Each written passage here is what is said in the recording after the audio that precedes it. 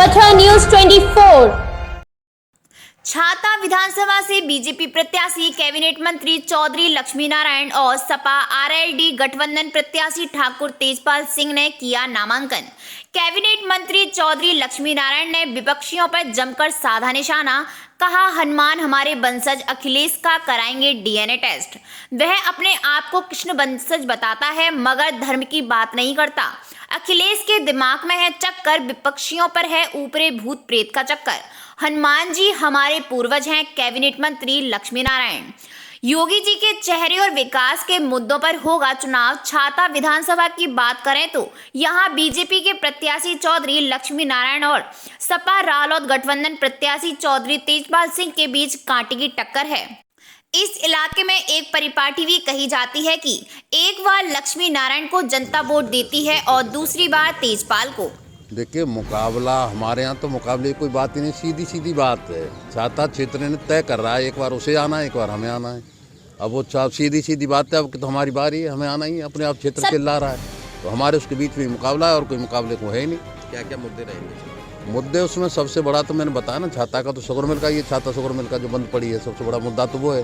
दूसरा, पढ़े लिखे जो बेरोजगार लड़के घूम रहे हैं उनकी जो नौकरी का सवाल है।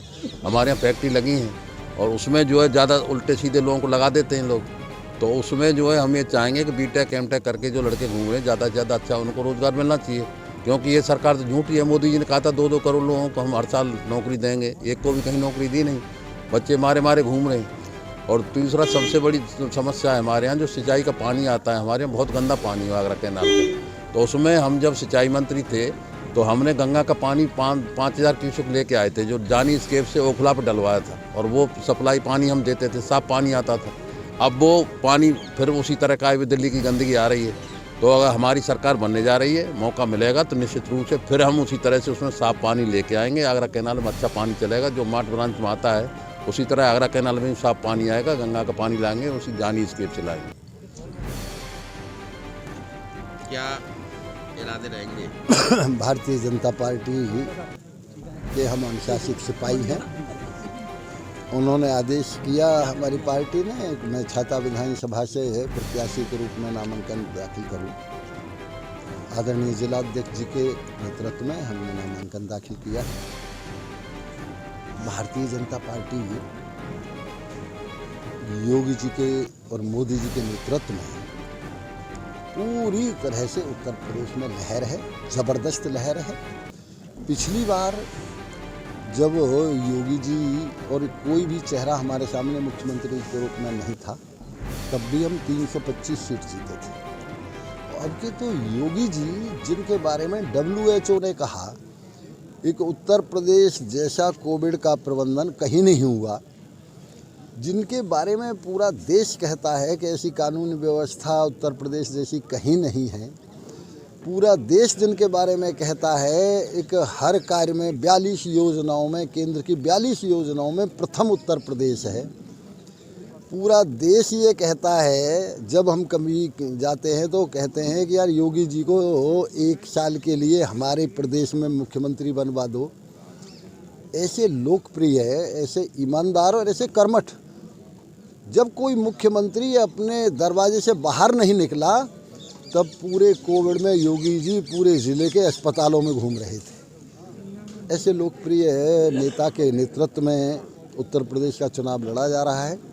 हम लोग निश्चित रूप से 325 पार करेंगे। मंत्री जी, चौमुखी विकास कराया गया, अब ऐसे कौन से अधूरे कार्य हैं जिन्हें आप इस कार्यकाल में दोबारा निर्वाचित हो? देखिए, शुगर फैक्ट्री जो अभी आदरणीय मुख्यमंत्री जी ने जिसके लिए फंड अलॉट किया है, उसको तत्काल पूरा कराने के लिए मैं प्रयास करूंगा और अधिक से अधिक रोजगार मिले, इसके लिए जो भी उद्योग धंधे बाहर से आ सकते हैं उन्हें लाने का मैं प्रयास करूंगा और जो भी हमारे नौजवान बेरोजगार हैं उनको रोजगार दिलाने के लिए प्रयास करूंगा। छाता की एक परिपाटी रही है, उसको आप किस तरह से तोड़ पाएंगे? छाता में कोई परिपाटी नहीं रही। छाता में तो आदरणीय ठाकुर रामहित सिंह जी, हाँ आपने बड़ा अच्छा सवाल किया है।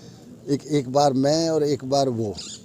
पिछली बार वो इसीलिए नहीं लड़े थे इसलिए अब के उनको फिर अब के ही तो नंबर है उनकी हार का, अब के फिर में। लेकिन मंत्री जी आपने पिछली बार ये मोदी है तो मुमकिन है, योगी है तो यकीन है। अखिलेश यादव कहते हैं कि योगी जी वापस पहुंच गए जहां से आए थे वहीं, क्या कहोगे इस पे?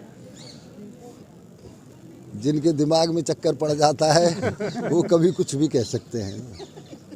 किससे भाजपा हाँ, की कुछ कह रहे थे, तुम आप कह अपना रहे मुकाबला चतुर्वेदी। किससे मानते हैं? मुकाबला क्या है भाई, हम मथुरा सीट 1 लाख से जीते, छाता 65,000 से जीते। अब ये मुकाबले हैं, दूसरे तीसरे मुकाबले के लिए सपा बसपा बहुत है, वो आपस में लड़ते रहेंगे। मंत्री पिछली बार आपने कहा था कि मैं अगर अंतिम चुनाव है आप फिर एक बार चुनाव। मैंने किससे कहा, आपसे? और देखिए ऐसा है, हमारे कुछ विपक्षी ऐसे हैं जिन्हें ऊपरे का रोग है। ऊपरे के रोग जानते हो, भूत प्रेत लग जाएं, इस तरह के। तो हमारे यहाँ एक पूठरी गांव है छोटा सा, उसमें एक हरिचंद वाल्मीकि है। उस हरिचंद वाल्मीकि ने ऊपरे का रोग किया था मेरे एक विपक्षी का। तो कल मुझे हरिचंद वाल्मीकि ने टेलीफोन किया कि भैया यदि वो कोई बात तुम्हारे बारे में कहें तो बुरा मत मानना, क्योंकि जब कभी भी सर्दी आती है तब उन्हें ऊपरा रोग लग जाता है। तो ऐसे ऊपरे रोग लग गए हैं, इसलिए मैं उनकी बात पे कभी ध्यान नहीं देता। जब वो उनकी चोटी पकड़ी जाती है, जब बोलते बक्कारते हैं। अखिलेश यादव कह रहे हैं कि धर्म पर राजनीति कर रही है बीजेपी, के पास कोई मुद्दे नहीं है, मुद्दे विहीन हो चुकी है। अखिलेश का डीएनए टेस्ट कराना पड़ेगा, वैसे कृष्णवंशी बनता है और वो धर्म की बात नहीं करता। भगवान कृष्ण ने गीता में धर्म ही धर्म के लिए तो कहा है। तो अब की बार चुनाव में हनुमान जी भी दिखाई देंगे, पिछली बार कहा था। अरे हनुमान जी हमारे पूर्वज हैं, हम हनुमान जी के वंशज हैं, हमें तो हनुमान जी चुनाव